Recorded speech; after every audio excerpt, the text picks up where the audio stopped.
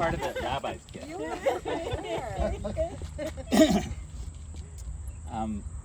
We're now on page 8 of the booklet. In a moment, I'll chant El Malei Rachamim, O power full of There's mercy. some technical difficulties on this call right now, and we're trying to work We with can hear you, Dave Jason. and my Jason, parents we to can allow hear us you. to see it and hear it. Yeah. But this is the waiting. We can't hear you because you're muted, but we're Jason, you're interrupting the ceremony. If you could just not talk on the Zoom, that would be great. Tell us about the trip later. Yeah. So this prayer, El Malei Rachamim, is a plea that the soul of the departed be granted menucha nechona, or a proper rest. Since the mere fact... I left something out. Yes, go ahead. Mom, you have a great-granddaughter. We have a granddaughter. And her name, Madeline Faye. Do you? Beautiful. We all forgot. But then, Karen, that's beautiful. The mere fact that a soul is in Gan Eden, the Garden of Eden, or paradise, some people call it heaven, does not guarantee its complete contentment. Through our prayers and our deeds, maybe more important, we hope to earn God's compassion for the departed souls of those who were dear to us. Before I chant the prayer in Hebrew, Scott will read it for us in English. O power full of mercy, who dwells on high, establish proper rest upon the wings of the divine presence, on the levels of the holy and pure ones who shine like the splendor of the firmament. For the soul of Fran Tutshen, daughter of Jacob and Dora,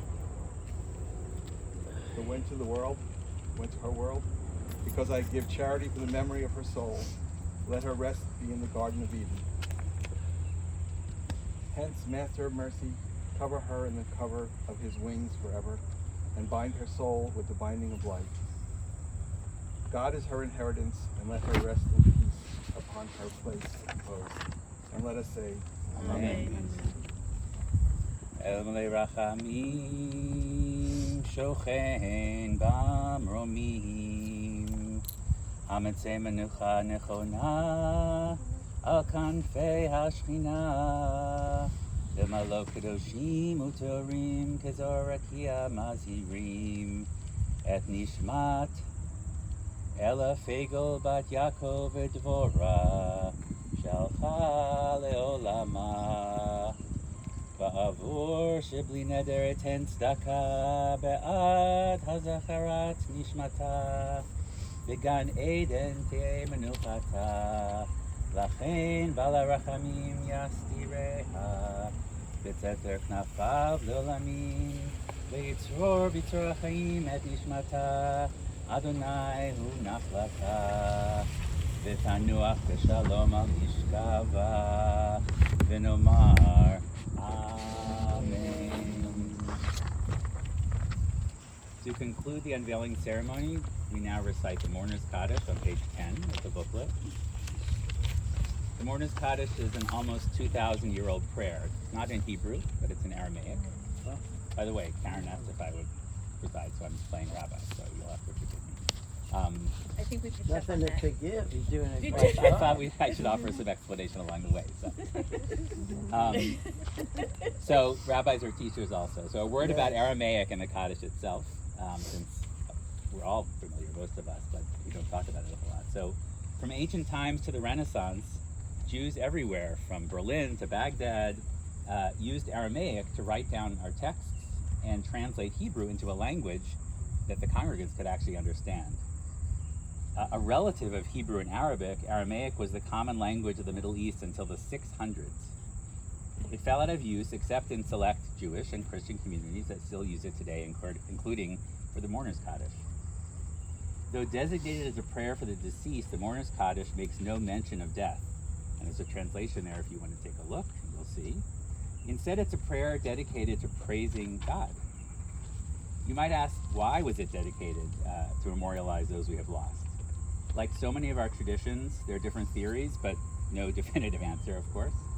Some suggest that people believe the best way to honor the dead was to testify that the deceased person left behind worthy descendants.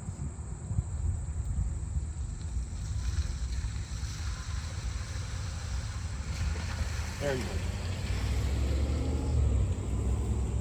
Others, that the positive, affirming, and hopeful nature of the text is in contradiction to the often negative, even depressed outlook of a mourner. And others believe that since Judaism focuses on life, the tradition often sees death as a lessening of God's presence in the world.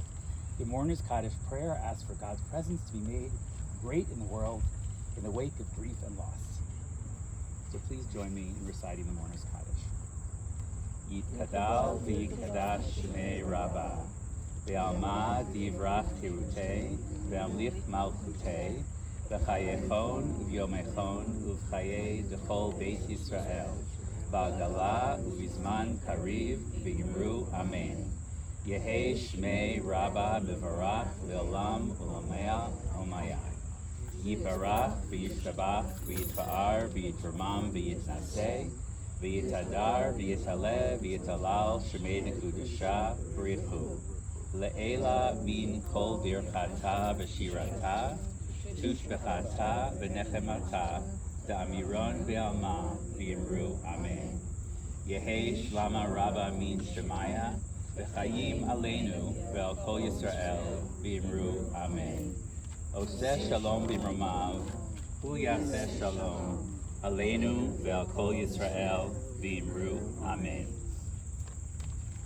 That concludes the actual unveiling ceremony, and I invite those who are interested to place a stone on the grave after I play Rabbi once more and share a second about that. Go ahead, about the custom. The shell and sequence. Oh, good. As with the Mourner's Kaddish, the leaving of stones is an ancient tradition, and its origins, guess what, are unclear. And it's also a custom rather than a commandment, and there are many interpretations. I have some stones, by the way, to use if you want, if you don't have to gather up. So one is a warning to Kohanim, or the priests. And during the times of the temple in Jerusalem, priests became ritually impure if they were within 4 feet of a corpse. And as a result, Jews began marking graves with piles of rocks in order to let them know that they should stay back, let the priest, the Kohanim, know. And that tradition continues in our family with Bernie and Seymour, who are both Kohanim, who often stay back from a grave or from a funeral, etc. So we see that actually in our own family. Another has to do with the idea of keeping the soul in this world. The Talmud mentions that after a person dies, her soul continues to dwell for a while in the grave where she was buried. And putting stones in the grave keeps the soul down in this world a little longer, which some people find comforting.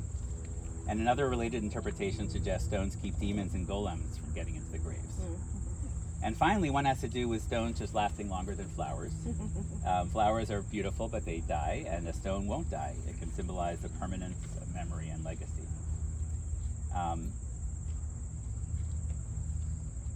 Because there's no commandment to fill, you can place a stone on a grave, and it's an opportunity for you to create your own ritual or do things in the way that feels most meaningful to you.